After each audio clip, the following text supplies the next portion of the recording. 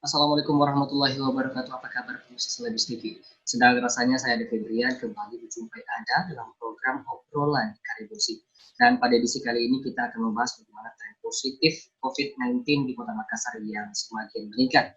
Bersama dengan Bapak Sakir Sabara, Koordinator Relawan COVID-19 Kota Makassar, ada Bapak Dr. Bapak Toba selaku Direktur RSUD Labuang Baji, dan juga ada Profesor Amran Rasak selaku Guru Besar Kesehatan Masyarakat Unhas.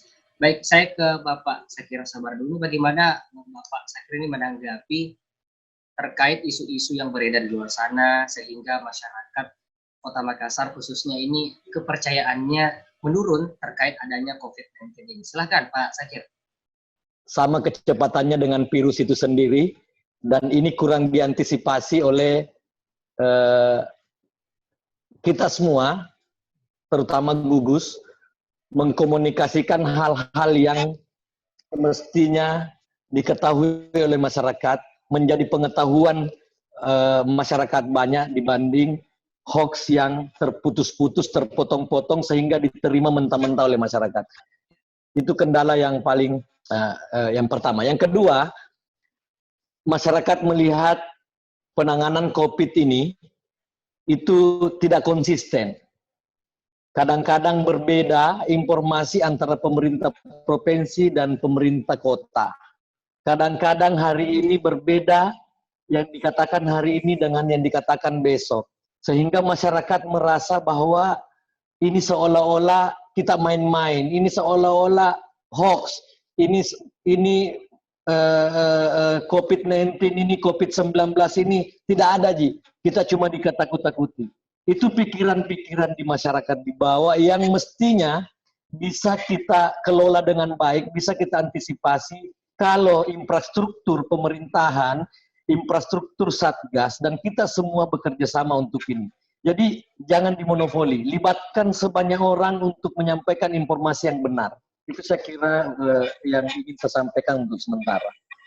Saya ke Prof. Amran Rasak ini selaku Guru Besar Kesehatan Masyarakat Unhas. Ini pendapatnya Prof terkait dengan banyaknya warga Makassar ini yang menolak rapid test, yang memang untuk kepercayaannya terhadap penyakit COVID-19 ini sudah menurun. Silakan Prof. Saya kira apa yang dikemukakan tadi oleh Dinda Sakir itu benar ya. Jadi harus kita lihat konteksnya, tidak lagi bertumpu pada rumah sakit.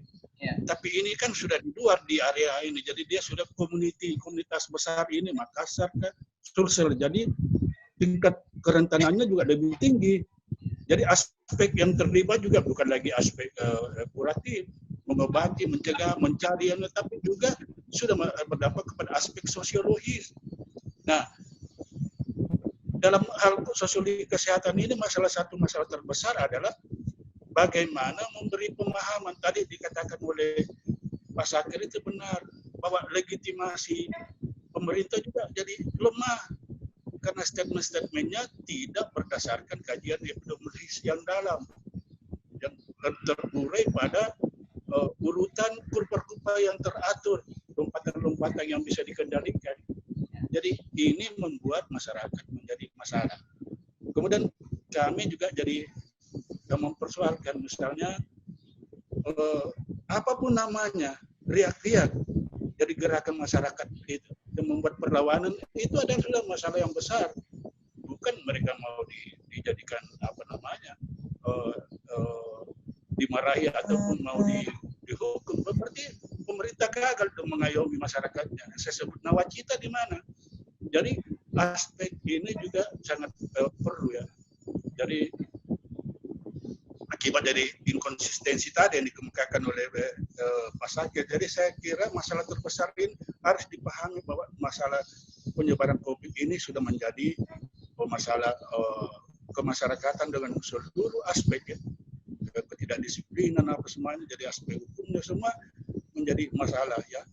Yang menarik adalah bahwa ditemukan bahwa yang banyak kena ini adalah kaum muda. Ini juga jadi kalau dikatakan orang seperti saya sudah tua ini ya memang imunitasnya rendah atau yang anak-anak kecil itu. Tapi ini anak muda berarti pendidikan kesehatan ini tidak berjalan dengan baik.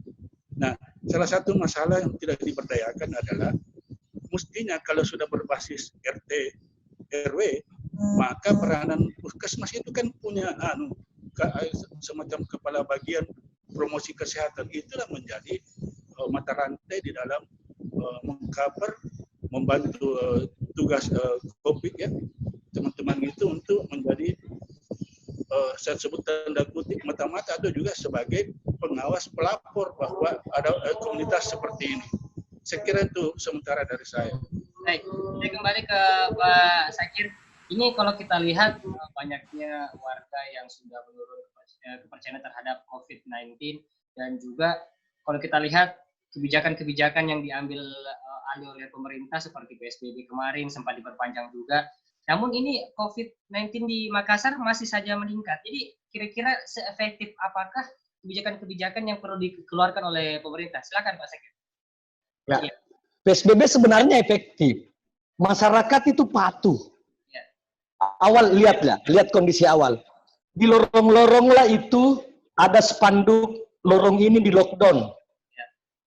Dan ini juga sekarang yang bilang lorong ini tidak mau direpit. Itu tanda apa?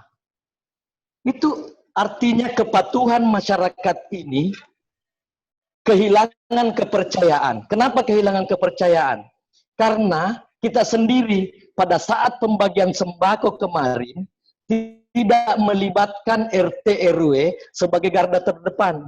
Kenapa saya katakan tidak dilibatkan sebagai garda terdepan? Data dari RT RW bukan itu yang menjadi rujukan pembagian sembako. Sehingga dia pun RT RW di tengah masyarakatnya, warganya, dia kehilangan kepercayaan. Sehingga ketika ada sekarang upaya pemerintah untuk melakukan rapid, ini sesungguhnya tidak murni menolak rapid. Tetapi ada ketidakpercayaan, akumulasi ketidakpercayaan yang sejak awal tidak dibangun dengan baik, itu yang terjadi sekarang. Nah, kalau seandainya seandainya PSBB ini ada skenario-skenario kita siapkan di masa transisi ini, dan itu bisa dijalankan dengan baik, melibatkan seluruh komponen masyarakat, saya kira virus ini tidak bermutasi secara cepat seperti sekarang. Tetapi setelah tanggal 24 longgar, tidak ada PSBB, tidak ada program selanjutnya. Yang ada himbauan-himbauan yang cenderung juga kita dipertontonkan oleh masyarakat ketidakkonsistenan. Ya, misalnya kemarin masyarakat sebelum Lebaran tidak boleh ada buka puasa. Masyarakat patuh itu. Tetapi setelah berapa minggu setelah Lebaran, di media sosial dan di berita-berita, ada orang diduga terpapar karena melakukan buka puasa bersama di rumah pejabat. Misalnya, kita mengimbau masyarakat untuk physical distancing, social distancing. Tapi ketika kita wawancara, kita berkerumun orang. Jadi ini tidak ada keteladanan. Nah, kalau tidak ada keteladanan, kepercayaan masyarakat berkurang, virus tidak menunggu kita untuk tidak bermutasi. Sementara aparat pemerintah mulai bermasa bodoh. Kenapa mulai bermasa bodoh? Ketika PSBB kemarin mau disiplinkan masyarakat, Satpol PP misalnya disiplinkan toko, malah ditegur. Ini semua yang membuat akumulasi ketidakpercayaan soal mendisiplinkan toko, soal pembagian sembako yang tidak memakai data RT RW, soal tidak konsistennya antara ucapan kita dengan kelakuan kita. Ini yang membuat masyarakat di bawah merasa bahwa ini orang main-main atau serius. Sehingga cara mereka menjaga dirinya dengan begitu. Yang lebih parah lagi, seolah-olah kasihan ini tenaga medis, kasihan teman-teman dokter perawat, seolah-olah dia ditugaskan pergi rapid mencari-cari pasien. Ya Allah, ini kan ada misinformasi. Nah ini, kalau begini rumitnya situasi, kita akan kembali kepada situasi titik nol di awal Maret. Nah, sementara virus kita mau kembali di titik nol. Virus berjalan terus, begitu cepatnya bermutasi. Akhirnya, nanti bahayanya kepercayaan masyarakat kepada pemerintah berkurang, kepercayaan masyarakat kepada dokter dan tenaga medis serta rumah sakit berkurang, yang bahaya nanti ketika aparat keamanan kita mengambil peran untuk menjembatani ini, bisa jadi kepercayaan masyarakat terhadap aparat keamanan juga menurun. Nah, kalau ini terjadi, pandemi terus meningkat, kepercayaan menurun, ini tanda buruk buat kita. Dan kita malu sekali dibilangi provinsi dalam pengawasan. Memalukan ini. Status ini sangat memalukan buat kita. Seperti yang disampaikan Prof. Amran tadi, bahwa edukasi tidak sampai karena yang terpapar banyak anak muda. Artinya edukasi kepada warga kita, anak muda itu kan boleh kita kategorikan kelas menengah. Menengah dalam segi intelektual, menengah dari segi spiritual, menengah dari segi penghasilan. Nah, kalau dia terpapar, dia yang abai, dia yang ceroboh, dia yang menganggap enteng situasi ini, berarti ada edukasi soal COVID ini yang tidak sampai. Apalagi kalau ke masyarakat bawah. Nah, ini saya kira, saya sepakat sekali dengan Prof. Amran, ini berbahaya sekali untuk situasi kita. Bahkan bisa cenderung kita malu dengan situasi Sulawesi Selatan. Baik, terima kasih Pak. Saya kira ini kita sudah terhubung dengan Bapak Dr. Mapatoba, selaku Direktur RSUD Labuang Baji. Assalamualaikum warahmatullahi wabarakatuh, Dok. Waalaikumsalam, Pak. Sehat-sehat, Ki. Iya, Alhamdulillah. Ini Dok, ini kita sudah berbicara jauh tentang bagaimana tren positif COVID-19 di Kota Makassar yang masih saja meningkat. Nah, kemarin kan memang sempat viral nih, Dok, ya, soal jenazah yang sempat diangkut oleh pihak keluarga. Nah, ini kalau seperti ini terjadi, gimana ke depannya nanti untuk pasien-pasien yang sudah memang sudah suspek positif gitu atau mungkin belum positif, ini kira-kira ke depannya seperti apa, Dok? Ya, makasih pemirsa yang terhormat. Jadi kalau kita lihat kejadian kemarin itu hari Jumat tanggal 5 Juni 2020 pagi hari, dan saya kira itu sudah menjadi sangat viral, hampir semua media sudah menyiarkan kemana-mana. Ya, dan itu kejadiannya sangat mendadak, sangat cepat. Pasien yang ditangani itu tiba-tiba datang rombongan massa yang banyak, 100-an lebih itu. Kami waktu itu rumah sakit karena lokasi di dalam kamar perawatan kaget, Pak. Yeah. Kaget. Dan itu berlangsung cepat. Ya, alhamdulillah tidak ada staf kami yang katakanlah tercederai. Alhamdulillah semua aman, terkendali. Tapi secara psikologis itu berpengaruh. Nah, harapan kita ke depan, semoga ini kejadian terakhir kali lah yang terjadi di rumah sakit kami dan juga di rumah sakit lain. Karena teman-teman yang dokter, perawat, bidan, laboran, farmasi, dan semuanya itu bekerja betul-betul semata-mata niat untuk menolong. Dan segala macam yang terkait dengan itu menjadi tanggung jawab kita semua. Dan saya pada saat kejadian itu, 5 menit setelah almarhum meninggal, sesuai dengan aturan protap itu kami laporkan ke gugus tugas COVID-19 Provinsi Sulsel. Jadi 5 menit setelah itu. Dan dengan kejadian ini, dari hasil evaluasi di situ kami minta untuk dukungan pengamanan untuk menjamin keselamatan teman-teman sejawat, dokter, paramedis, dan lain-lain yang bertugas di rumah sakit. Dan alhamdulillah sudah ada. Terima kasih kepada Bapak Gubernur dan tim gugus tugas provinsi. Kami sudah mendapatkan dukungan pengamanan baik dari TNI dan Polri. Kalau di Rumah Sakit Labuang Baji itu jumlahnya kurang lebih 22 orang. Ya. Baik, Dok, ini kan kalau kita lihat kejadian ini berlangsung sangat cepat. Apakah memang sebelumnya ini ada informasi pihak keluarga akan datang ke rumah sakit untuk membawa kabur jenazah, atau memang hasil pemeriksaan COVID ini belum keluar seperti itu, Dok? Silakan. Nah, oke. Jadi kronologis bahwa pasien ini dirawat di Labuang Baji itu 2 malam, Pak. Ya. Jadi sudah diatur sesuai prosedur. Pasien masuk dengan gejala sesak napas dan nyeri dada. Kemudian dilakukan pemeriksaan untuk itu, pemeriksaan laboratorium, pemeriksaan radiologi. Dan dari hasil gejala klinis itu ditambah dengan pemeriksaan tambahan itu terindikasi infeksi. Nah, sesuai protap, maka setelah dikonsultasikan oleh dokter, pasien ini diputuskan dirawat dengan status PDP. Nah, malamnya diputuskan, tanggal 4 malam itu diputuskan untuk pemeriksaan swab besok pagi. Besok pagi, Jumat itu belum sempat di swab, almarhum sudah keburu meninggal. Tetapi sesuai dengan prosedur, walaupun telah meninggal, tetap dilakukan pemeriksaan swab untuk dilanjutkan ke tahap berikutnya. Ya, dan untuk orang-orang yang datang, dalam waktu yang sangat singkat Pak, di bawah 10 menit, tiba-tiba muncul masuk di ruang perawatan, kita tidak pernah tahu.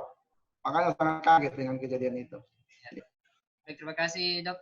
Ini saya ke Prof. Amran Razak, ini selaku Guru Besar Kesehatan Masyarakat UNHAS. Ini menanggapi kasus-kasus yang seperti ini yang beredar di luar sana mengenai pihak kesehatan yang memang dicecar oleh warga yang seakan-akan status PDP dan lain sebagainya ini hanya settingan. Ini menurut Prof. Amran seperti apa? Prof, silakan. Ya. Bahwa apa yang dikatakan oleh sahabat saya nih, Dr. Andi Mufakitoba, bahwa seketika saja rumah sakit tidak ada begitu, tapi ketika mobilisasi massa tidak seketika, bisa berjam-jam, mungkin juga berhari-hari.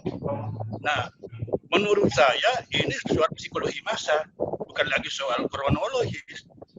Jadi menurut saya ini saya terilhami oleh komentar dari sahabat saya Pak Andi, dokter ini, bahwa sudah waktunya juga rumah sakit merubah diri, bahwa dia juga harus mempunyai PR, juru bicara yang baik, sehingga masyarakat well informed apa yang dikerjakan di rumah sakit sampai pada sel-sel terdalam. Ini perilaku customer behavior, ya. Masyarakat yang sudah terlalu terbuka sehingga ingin tahu semuanya. Nah, bagaimana mengendalikan ini? Ini juga paradigma baru untuk rumah sakit. Kalau dia tidak berubah, diserbu terus. Dan itu tidak menimpa hanya rumah sakitnya Pak Andi. Kan jadi fenomena luar biasa karena 3 rumah sakit. Kalau di rumah sakit berarti ada apa? Tapi ini di rumah sakit lain juga terjadi. Berarti ada apa-apanya. Nah, inilah harus dipelajari di dalam mata kuliah rumah sakit dengan kejadian di luar rumah sakit. Ya. Jadi rumah sakit tidak boleh lagi dia berdiri seperti benteng sakral, tidak lagi. Karena dia adalah pelayan. Nah, customer itu mau tahu apa yang dia lihat, apa yang dia rasakan, apa yang dia dapat, apakah pantas atau tidak. Ini sudah mesti nanti saya, kebetulan Pak Adi juga itu adalah dosen, dia ada banyak saya akan berdiskusi untuk mencari fenomena apa nih. Ini pernah terjadi di dalam sejarah berdiri rumah sakit sebagai tempat paling suci. Dokter itu adalah malaikat.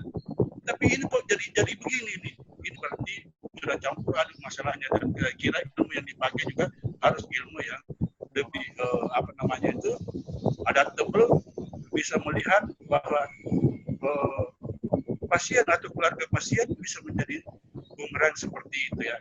Jadi, menurut saya itu sudah saatnya juga rumah sakit lebih terbuka, mempunyai PR yang bisa menjelaskan. Tetapi fenomena COVID ini kan bukan fenomena rumah sakit. Nah ini selama ini rumah sakit menunggu siapa saja yang datang dia layani sesuai dengan prosedur yang ada ya. Tapi problemnya ini kan wabah, kejadian luar biasa. Oleh sebab itu kuncinya sebenarnya tidak pada rumah sakit, tetapi pimpinan ya. Misalnya gubernur, presiden harus tegas.